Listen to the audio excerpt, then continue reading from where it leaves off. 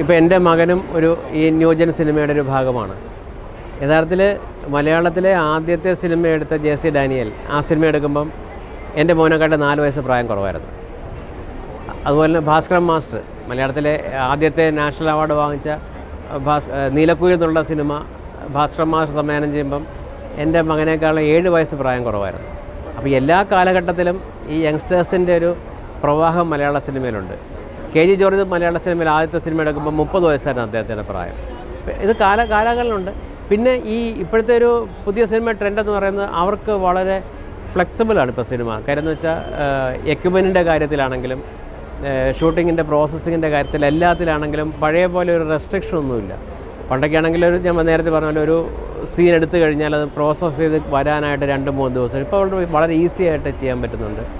പിന്നെ അന്നൊക്കെ സിനിമയിലൊക്കെ അഭിനയിക്കാൻ വരുന്നവർ നാടകത്തിൽ നിന്ന് വരുന്നവരാണ്, അല്ലാതെ സിനിമയിൽ അഭിനയിക്കാൻ വരുന്ന ആൾക്കാരാണ്. അപ്പോൾ ആ നാടകത്തിൻ്റെ ഒരു പാറ്റേണാണ് അവർ സിനിമയിൽ ഫോളോ ചെയ്തിരുന്നത്. പക്ഷേ ഇപ്പം അങ്ങനെയല്ല. ഇപ്പം ഒരു എക്സ്പീരിയൻസ് ഇല്ലാത്തവരെ പോലും പിടിച്ച് അഭിനയിപ്പിച്ച് കഴിഞ്ഞാൽ അവർ വളരെ നല്ല പെർഫോമൻസാണ് കാഴ്ചവെക്കുന്നത്. വളരെ നാച്ചുറലായിട്ടുള്ള ഒരു ആക്ടിങ് രീതിയും ഡയറക്ഷൻ്റെ രീതിയും അതാണിപ്പോഴും. അത് കാലാകാലങ്ങളിൽ വരുന്നൊരു മാറ്റമാണത്. ചിലപ്പോൾ ഒരു 10 വർഷം കഴിയുമ്പോൾ ഇതൊന്നും ആയിരിക്കത്തില്ല ചിലപ്പം സിനിമയുടെ രൂപം എന്ന് പറയുന്നത്.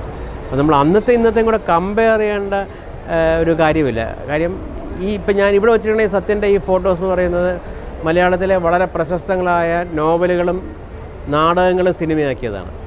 ഉദാഹരണത്തിന് ഇപ്പോൾ ചെമ്മീൻ എന്നൊരു സിനിമ വരുന്ന സമയത്ത് മലയാളികൾ മുഴുവൻ വായിച്ചിട്ടുള്ള ഒരു നോവലാണ് ചെമ്മീൻ എന്ന് പറയുന്നത്.